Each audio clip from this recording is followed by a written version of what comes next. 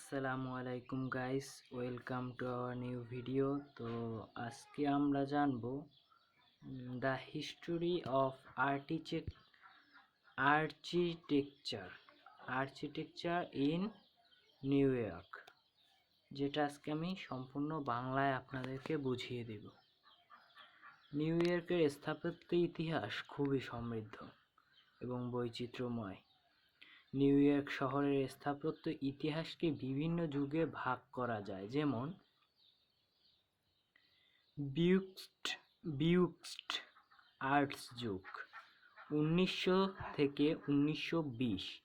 এই যুগে new York শহরে বিউক্সড আর্টস স্থাপত্যের প্রভাব ছিল। এই স্থাপত্য শৈলীতে গ্রিক এবং রোমান স্থাপত্যের প্রভাব দেখা যায়। উদাহরণস্বরূপ নিউ ইয়র্কের পাবলিক লাইব্রেরি 1911 এবং মেট্রোপলিটন মিউজিয়াম অফ আর্ট 1902।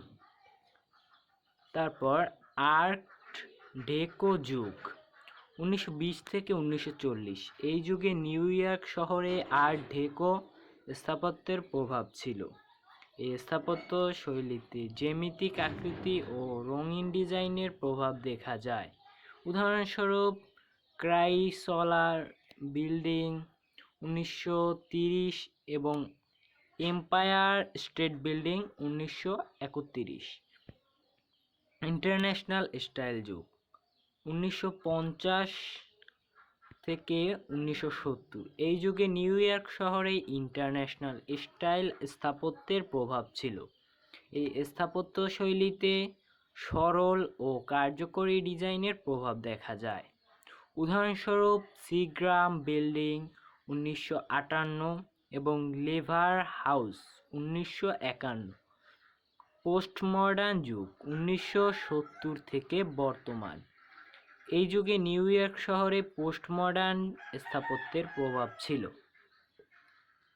এই স্থাপত্য শৈলীতে বিভিন্ন স্থাপত্য শৈলীর মিশ্রণ দেখা যায়। উদাহরণস্বরূপ ফ্রেস্ক লয়েড রাইটের সলোমন আর গুগেনহেইম মিউজিয়াম 1959 এবং রেনজো পিয়ানোর মর্গান লাইব্রেরি 2006। নিউ ইয়র্ক শহরে স্থাপত্য ইতিহাসে বাঙালি স্থপতিদেরও অবদান রয়েছে।